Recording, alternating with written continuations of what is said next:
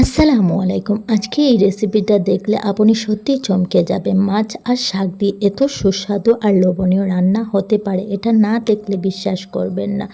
একবার যদি এই রেসিপিটা ট্রাই করেন, আমি গ্যারান্টি দিচ্ছি বারবার বানাতে ইচ্ছে করবে আর ভাত মুহূর্তে শেষ হয়ে যাবে। খুব সহজ উপকরণ আর কম সময়ে তৈরি এই রেসিপিটা আপনার মন জয় করতে পারবে। তাই ভিডিওটা একদম শেষ পর্যন্ত দেখার অনুরোধ রইল। আর ভালো লাগলে অবশ্যই লাইক, কমেন্ট আর সাবস্ক্রাইব করে পাশে থাকবার অনুরোধ রইল। হাই গাইস, আসসালামু আলাইকুম। ওয়েলকাম টু SM লাইফস্টাইল বুক। সবাইকে স্বাগত করছি আবারও একটা নতুন ভিডিও দেখার জন্য। আজকের রেসিপিটা পাট শাকের রেসিপি। আশা করি আপনাদের পছন্দ লাগবে। তাহলে চলুন মূল রেসিপিটা আপনাদেরকে দেখিয়ে দিই। সো গাইস, এখানে আমি নিয়েছি 4 পিস মাছ। তো প্রথমে আমি মাছটা রেডি করে নেব। তারপর আমি সামান্য লবণ দিয়ে দিচ্ছি, লঙ্কার গুঁড়া দিয়ে দিচ্ছি, সামান্য হলুদের গুঁড়া দিয়ে দিচ্ছি। এখন গাইস হাতের সাহায্যে ভালোভাবে মশলাটা লাগিয়ে নেব মাছের মধ্যে।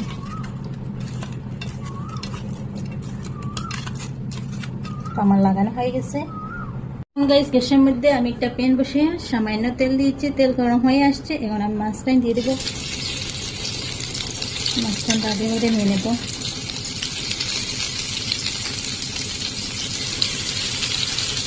তো গাইস এদিকে আমার মাছের এক সাইড হয়ে গেছে, তো আমি তাকে দিচ্ছি।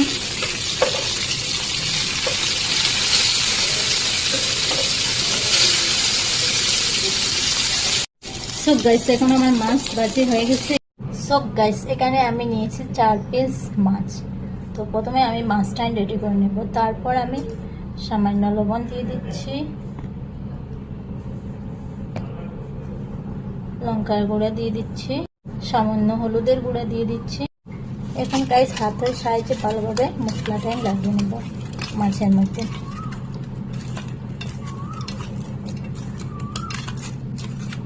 আমার লাগানো হয়ে গেছে। গাইস গ্যাসের মধ্যে আমি একটা প্যান বসিয়ে সামান্য তেল দিয়েছি। তেল গরম হয়ে আসছে। এখন আমি মাছটা দিয়ে দেবো। মাছটা দাঁড়িয়ে মধ্যে নিয়ে নেব।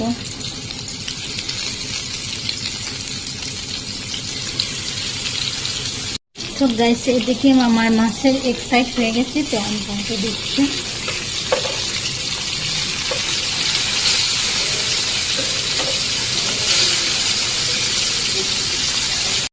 সো গাইস এখন আমার মাছ ভাজি হয়ে গেছে। এখন আমি এটাই উঠিয়ে নিচ্ছি।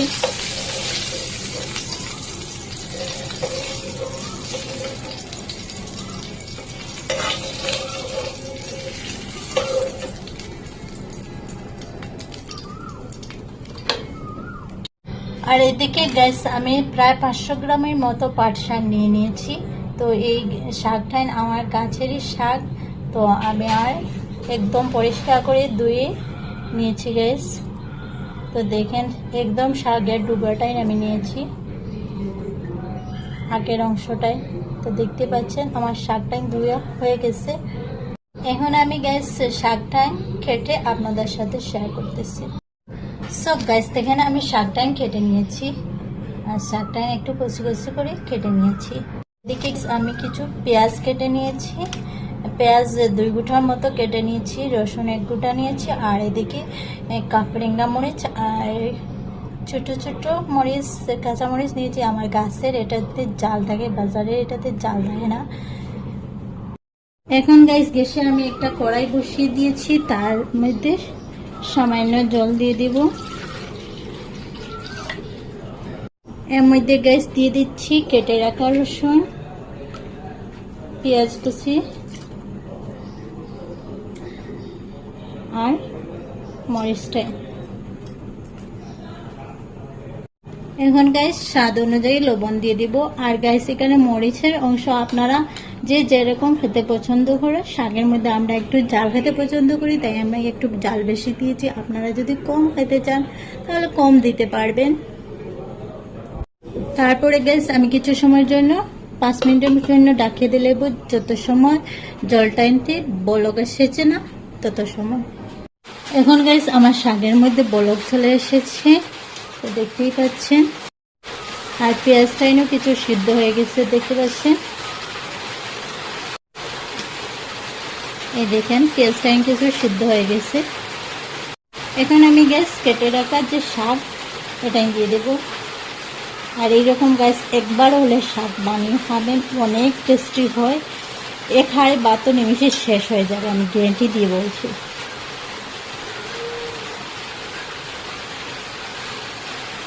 এখন গ্যাস শাকটা একটু নেড়ে ছেড়ে দেবো, আর গ্যাস লো টু মিডিয়াম আছে দিয়ে দেবো। আর ঢেকে দেবো না, এখন ঢেকে দেবো শাকের কালার নষ্ট হয়ে যায়।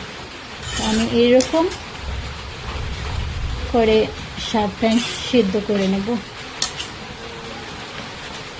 এখন গাইস আমি বেজে রাখা যে মাছটাই আছে সেই মাছটাই দিয়ে দিচ্ছি শাকের মধ্যে।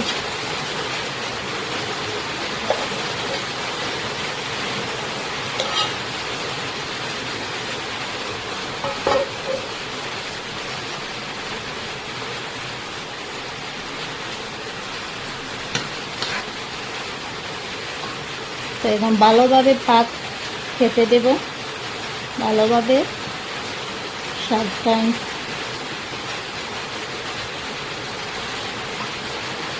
ভালোভাবে পাক খেয়ে নিয়ে নেব। সো গাইস আমার এখন শাকটা হয়ে গেছে, তো দেখতেই পাচ্ছেন কীরকম লবণীয় হয়েছে। আর কালার দেখেন, যেই রকম কালার আছে সেই রকমই হয়েছে। তো শাক রান্নাগুলো এরকম দেখে দেবেন, রান্নাটাকে দেবে।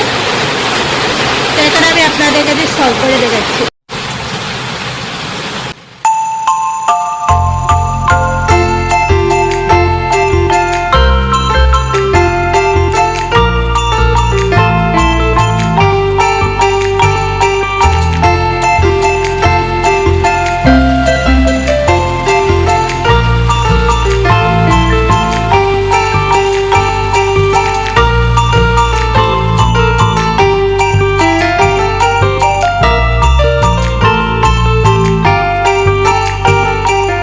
তো বন্ধুরা ফাইনাল আমার শাকের লুকটা দেখতে পাচ্ছেন, আর অনেক টেস্টি আর অনেক লোভনীয় হয়েছে। আজকের মতো এখানেই শেষ করছি।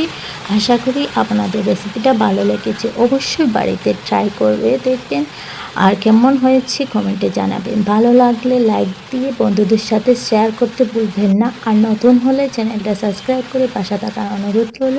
সবাই ভালো থাকুন, সুস্থ থাকুন, আল্লাহ হাফিজ।